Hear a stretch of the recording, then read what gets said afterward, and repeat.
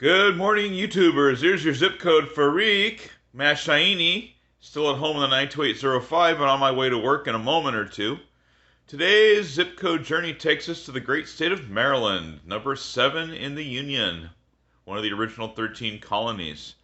Maryland came into the Union in 1788.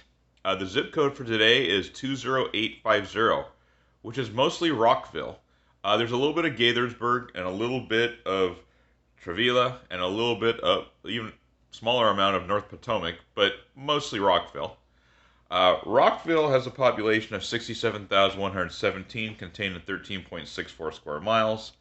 The zip code itself is 53,522 of those people at 14.1 square miles. Average density, it considered part of the Washington, D.C. metro. It's also about 30 miles away from downtown Baltimore. So it's right in that corridor there.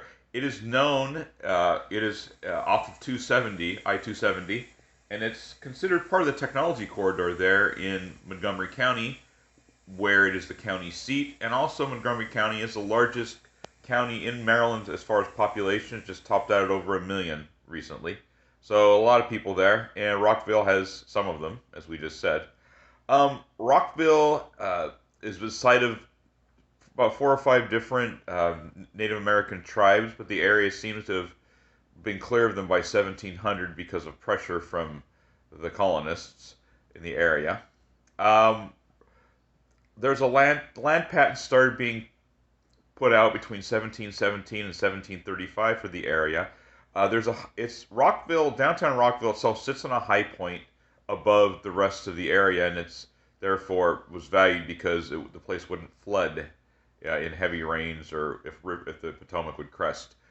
An inn was opened in the 1750s called Owen's Ordinary, man by the name of Mr. Owen, and it became known as that. It also was called by other names like Hungerford's Tavern and some other tavern, Daly's Tavern as well. And the place grew from there, and it was incorporated. 1755 was the first mention of a settlement there, and 1803 was the first time the name Rockville was used to describe the area, really the beginnings of the place as it is today. The village was incorporated in 18... Well, let's take a look here. 1860, around the time of the Civil War, was incorporated, and Maryland stayed in the Union. But there was also an event there that happened in 1833. A Leonid meteor shower took place in that area during a card game, and the folks that were involved in the card game saw as a sign from God to repent of their card playing. Interesting. Good stuff. Rockville, and it has grown and grown this day to become part of the technology sector of the D.C. metro. One of the major players here, major players are there. As far as weather goes, not the worst in the nation. It's considered still humid subtropical. In the month of May, which we're in right now, average of 75, low of 52. In July, it can get up as the average high would be 85. The average low in January is about 27 degrees. 42 inches of rain per year, 18 inches of snow per year on the average. It has more than enough to